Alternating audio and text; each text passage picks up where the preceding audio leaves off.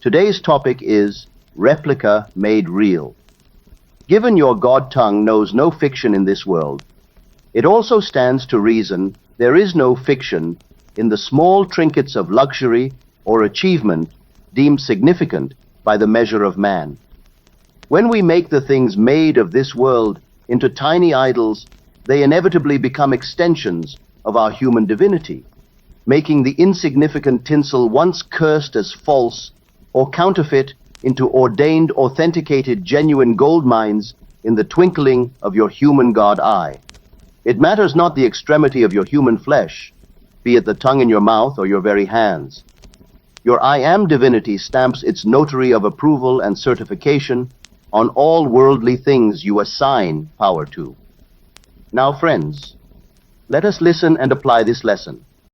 So I think this particular technique and what I'm about to explain to you is a game changer because I've done it so many times, and when I was first doing it, it was kind of unconscious, but now I realize the immense power of it and I want to share it. Now, I don't necessarily think this works for just the average person, just anyone. I think it's a lot more keen when it is put in practice by someone who realizes that their own wonderful human imagination is God and a person who considers themselves a human God. Throughout my entire life, there's always been things that I wanted that I didn't necessarily have because maybe I couldn't afford it, or maybe I just couldn't achieve it. It was something kind of out of my reach that money couldn't necessarily always buy. Let me give you the first example.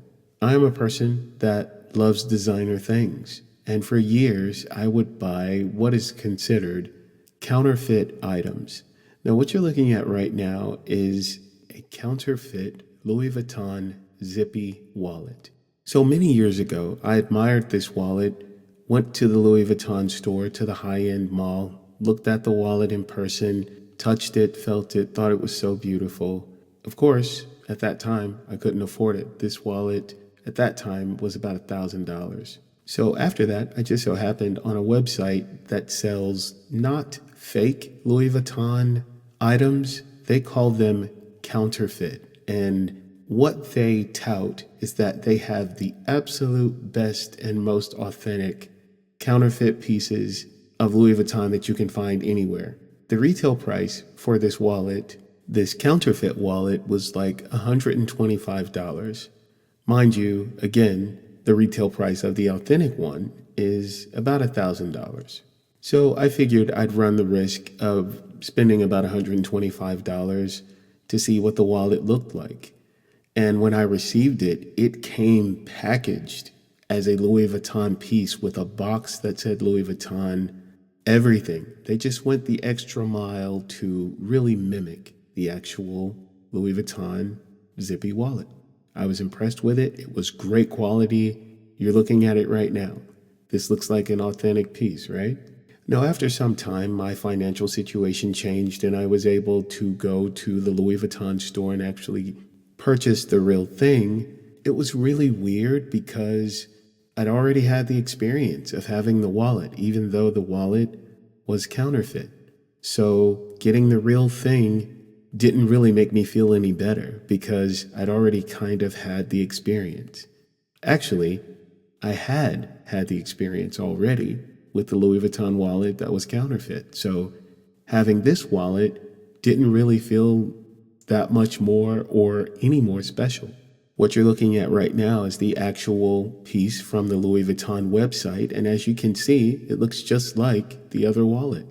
I actually had more excitement and felt better about having the counterfeit wallet than I did having the real wallet because they were so similar and almost identical. I kind of felt crazy for spending that much money for an experience I'd already had. I know that sounds weird, but that's how I felt. Now, the next example I'm going to give you is super, super major. As I've mentioned before in other videos, I'm a singer and a songwriter and have been for over 30 years. So I got my big break in songwriting in 2010, for which I sold the rights to a particular song that a major country artist went on to use part of my song in one of the songs on her album. Now, this female country artist's album won the Grammy for Best Country Album many years ago. I didn't necessarily know that she'd used any part of the song that I'd sold to this huge music company a couple of years prior to her winning. I didn't know that. But when I found out, I was also informed that because she won in a best of category, at least the rules were at this time, anyone who was a writer on that album was entitled to a Grammy Award too. Now, prior to this, a manager I had at the time had gone on a website, I think it was Ally Express or something like that, and she bought me a Grammy replica.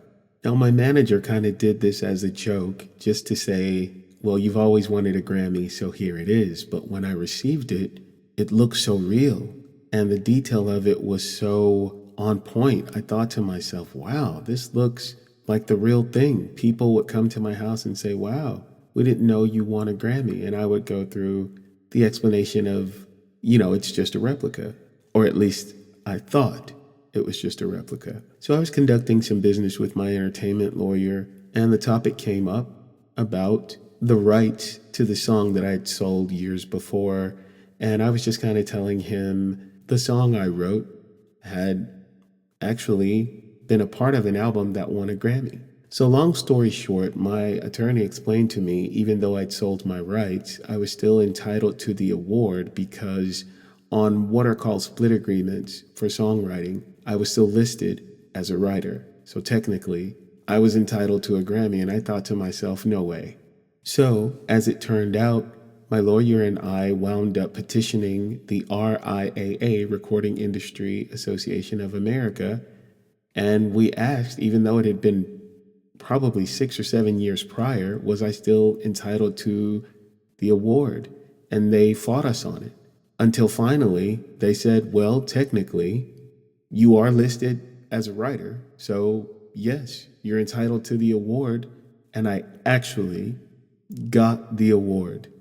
I could not fucking believe it. And it has my name and everything on it.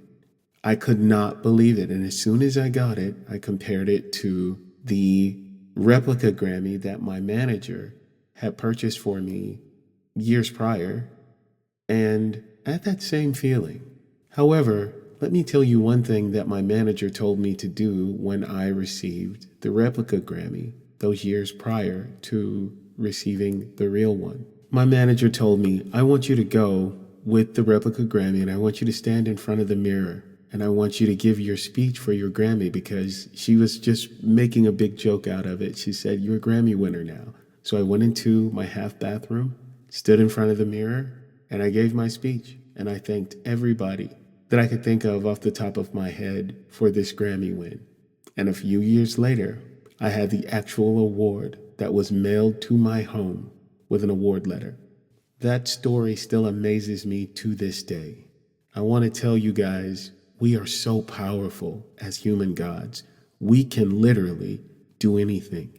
We can even make replica things, fake things, counterfeit things real. This is a prime example of that. I hope you guys enjoyed both of these examples, and please just understand, we can make anything. We can create anything that we want. So if there's something that you want or something that you really admire and there's a replica of it, go get it. Because I'm telling you, that replica is just a prelude to having the real thing. Guys, please don't forget to like, comment, share, and subscribe. And please, tell me what you think about this. I would really like to read about it in the comments, just to kind of figure out where your guys' heads are with the things that you want and the replicas that you can get right now to represent the actual thing that you want. And I promise you, when you get the replica, getting the real thing is more than likely not going to feel as good as having the replica first. I know that sounds very, very weird, but that's been my experience. Until next time, guys.